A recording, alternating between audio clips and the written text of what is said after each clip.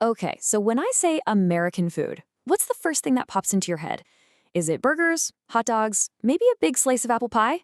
Well, the real story is so much richer and way more complex than that.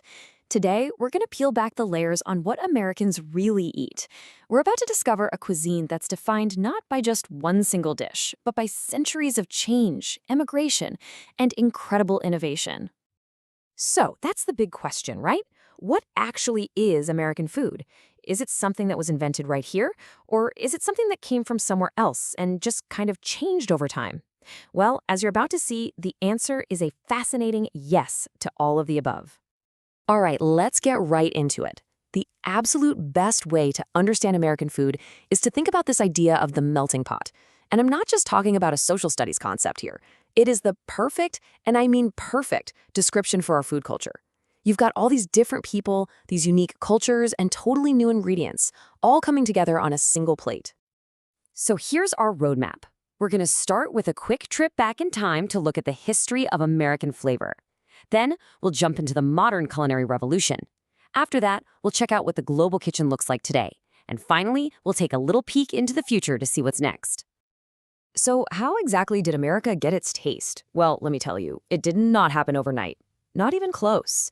It's a story that's been unfolding for centuries, with every new chapter adding another layer of flavor and complexity to what we eat.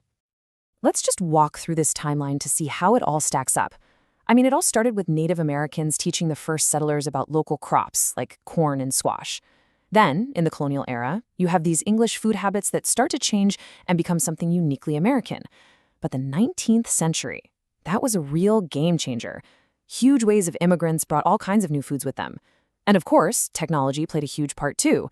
Things like canning after the Civil War totally changed how food was made and eaten on a massive scale. And this right here is the key point. Before all those ways of immigration, the American diet was, let's be honest, pretty monotonous. It was kind of bland. It was those amazing culinary traditions from Europe and all over the world that really started to build the rich, diverse food culture we have today. They were the spark that lit the whole culinary fire.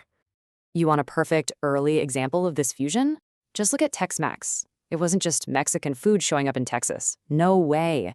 It was a brand new creation, born from Tejano culture, blending traditional Mexican and Spanish dishes with ingredients that were easy to find in America, like, you guessed it, cheddar cheese. It is the definition of a melting pot cuisine. Okay, let's hit the fast forward button. The 20th and 21st centuries brought a whole different kind of revolution. This one was all about business, convenience, and what we, the customers, wanted. This is really where modern American dining starts to take shape. And a huge player in this revolution is the fast casual restaurant. You know exactly what I'm talking about. It's not quite fast food, but it's not a full sit-down dinner either. It's that perfect sweet spot. You get higher quality food, but with the speed and convenience we've all gotten used to. And make no mistake, this is big business. I mean, the scale is just staggering. In 2024 alone, the fast casual market in the US is worth nearly $145 billion. And it's not even close to stopping there. By 2030, that number is expected to jump to $230 billion. That tells you this is not just some fleeting trend. It's a massive shift in how Americans eat, and it's still growing like crazy.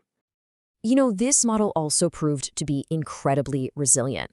Think back to 2020. Spending at full-service restaurants totally plummeted, down more than 50%. But the quick-service spots, which includes fast casual, saw a much, much smaller drop. It just shows their powerful appeal, right? People want that quality and convenience even when times are tough. So, what's really the difference? Well, your classic fast food is all about being cheap and fast. But fast casual, it's focused on better ingredients and a menu you can customize. The experience actually matters more. You get a nice place to sit instead of just a drive-thru. It's an upgrade that people are clearly happy to pay for. And that brings us right up to today, where the American kitchen has really, truly gone global. The influences aren't just from those historical immigration waves anymore. Now it's a constant, real-time exchange of flavors from every single corner of the globe. I love this quote because it just perfectly captures the modern American palate. Our whole history has given us this incredibly broad taste tolerance.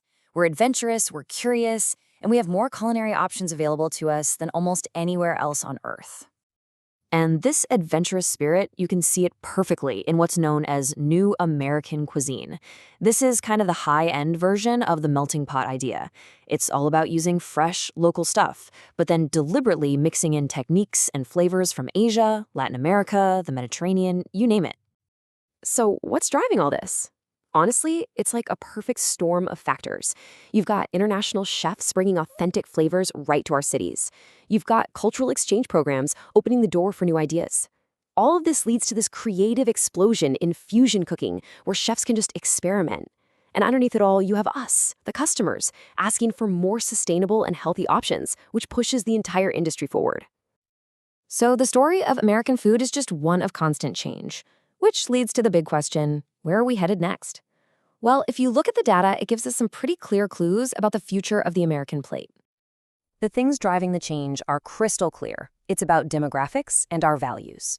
As the population gets older, more diverse, and more focused on health, our diet is going to shift right along with it.